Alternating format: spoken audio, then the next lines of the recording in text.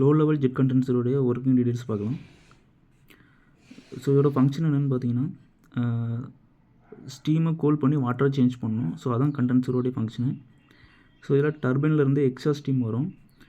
So அந்த extra steam பார்த்தீங்கன்னா பியூராக இருக்காது, வெட் ஸ்டீமாக தான் இருக்கும். ஸோ அந்த ஸ்டீமை நம்ம வந்து வாட்டராக சேஞ்ச் பண்ணணும். ஸோ வாட்டரை சேஞ்ச் பண்ணி மறுபடியும் ஹீட் பண்ணி அதை டர்பைன் கொடுக்கணும். ஸோ அந்த ஸ்டீமை வாட்டரை சேஞ்ச் பண்ணுறதுக்கு நம்ம வந்து இந்த மெத்தட் யூஸ் பண்ணுறோம். ஸோ எக்ஸ்ட்ரா ஸ்டீம் இன்லெட் டர்பைன்லேருந்து எக்ஸ்ட்ரா ஸ்டீம் வருது. ஸோ அதை நம்ம அப்படியே கண்டென்சருக்குள்ளே விடுறோம். கண்டென்சரில் பார்த்தீங்கன்னா பெர்ஃபரேட்டட் ட்ரே இருக்குது. பெர்ஃபரேட்டட் ட்ரேனா துளை உள்ள ட்ரே அப்படின்னு சொல்லலாம். அதாவது சின்ன சின்ன கேப், ட்ரேயில் சின்ன சின்ன கேப்பாக இருக்கும். அந்த ட்ரேயில் ஸ்டீமை வந்து படுற மாதிரி பண்ணுறோம். ஸோ இந்த ட்ரே வந்து எதில் இருக்குதுன்னு பார்த்தீங்கன்னா, ஸ்டீமரோட இன்லெட்லேருந்து அப்பர் சைடில் தான் இருக்கும். ஸோ ஏன் இந்த மாதிரி அப்பர் சைடில் இருக்குதுன்னா, ஸ்டீமோட டென்சிட்டி வந்து ரொம்ப கம்மியாக இருக்கும். அதனால் ஸ்டீம் எப்போதுமே மேலே மாதிரி தான் போகும்.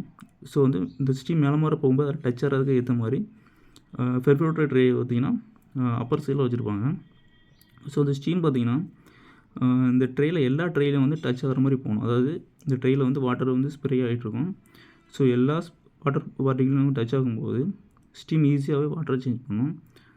ஸோ அதுக்காக என்ன மாதிரி மெத்தடில் வச்சுருக்கிறாங்கன்னா, ஸோ ஸ்டீம் போகிற மாதிரி கரெக்டாக ரூட் வந்து கரெக்டாக வந்து வழியை வந்து விடுற மாதிரி கரெக்டாக வச்சுருக்காங்க.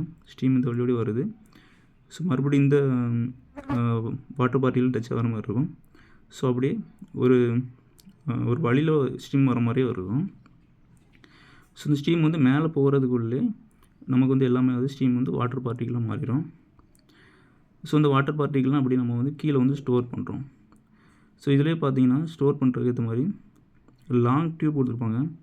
இந்த மாதிரி லாங் டியூப் கொடுக்குறதுனால அட்மாஸ்பியரிக் ப்ரெஷரை யூஸ் பண்ணி கிராவிட்டி மூலமாக வாட்டர்லாம் ஈஸியாக வந்து ஸ்டோர் ஆகும். ஸோ அது மட்டும் இல்லாமல் இதில் கண்டென்சேட் எக்ஸ்ட்ராக்ஷன் பம்பும் கொடுத்துருக்குறாங்க. ஸோ இந்த பம்பும் நமக்கு வந்து வாட்டரை வந்து பிரித்து எடுக்கிறதுக்கு யூஸ் ஆகுது.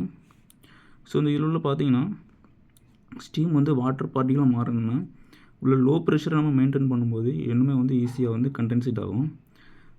ஏன்னா லோ ப்ரெஷரில் இருக்கும்போது டெம்பரேச்சர் வந்து ஈஸியாக நம்ம ரெடியூஸ் பண்ண முடியும். ஹை ப்ரெஷரில் இருந்துச்சுன்னா டெம்பரேச்சர் வந்து எவ்வளோ இன்க்ரீஸ் பண்ண முடியும், இன்க்ரீஸ் பண்ணலாம். ஸோ லோ ப்ரெஷரில் டெம்பரேச்சர் ரெடியூஸ் பண்ண முடியும். ஸோ அந்த லோ ப்ரெஷரை வந்து நம்ம வந்து க்ரியேட் பண்ணுறதுக்காக இதில் வந்து உள்ள ஏர் பம்ப் செக்ஷன் வச்சுருக்கோம். ஸோ ஏர் பம்ப் மூலமாக உள்ள கேஸ் எல்லாம் வந்து பிரித்து எடுக்கிறோம். ஸோ இதனால் இன்னர் சைடு கண்டென்சரில் லோ ப்ரெஷர் வந்து உருவாகும், வேக்கம் உருவாகும். ஸோ இதுவும் கூட நமக்கு ஸ்டீமை இன்னும் ஈஸியாக வந்து கண்டென்சேட் பண்ணுறதுக்கு வந்து யூஸ் ஆகும்.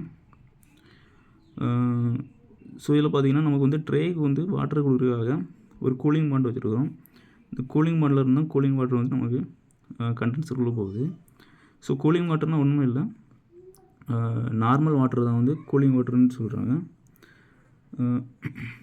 ஸோ இதில் பிரித்து எடுத்த வாட்டர்லாம் பார்த்திங்கன்னா ஹாட் வெல்லில் வருது. ஸோ இது ஏன் ஹாட் வெல்னு சொல்கிறாங்கன்னா, ஸ்டீமில் வந்து எடுக்கக்கூடிய வாட்டர்லாம் பார்த்திங்கன்னா ஹாட் வாட்டர் தான் இருக்கும். இது நமக்கு வந்து பியூராக வந்து கூல் வாட்டராக மாற்றாது, ஹாட் வாட்டர் தான் இருக்கும். ஸோ நமக்கு அந்தளவுக்கு மாற்றினாலே போதும். ஸோ ஹாட் வாட்டர்லாம் ஹாட் வெல் வந்து ஸ்டோர் பண்ணுறோம். ஸோ ஸ்டோர் பண்ணிவிட்டு மறுபடியும் நமக்கு வந்து ஹீட் பண்ணுறதுக்காக டர்பைனில் வந்து ஸ்டீமை கொடுக்கணும். ஸோ அதுக்கு வந்து ஸ்டீமாக சேஞ்ச் பண்ணணும். ஸோ அதனால் வாட்டர் என்ன பண்ணுறோன்னா மறுபடியும் பாய்லர்லேயே அனுப்புகிறோம். ஒருவேளை ஹாட் வெல்லில் ஓவர்ஃப்ளோ ஆகிடுச்சுன்னா அது மறுபடியும் வந்து கூலிங் பாண்டுக்கு நம்ம வந்து சென்ட் பண்ணுறோம்.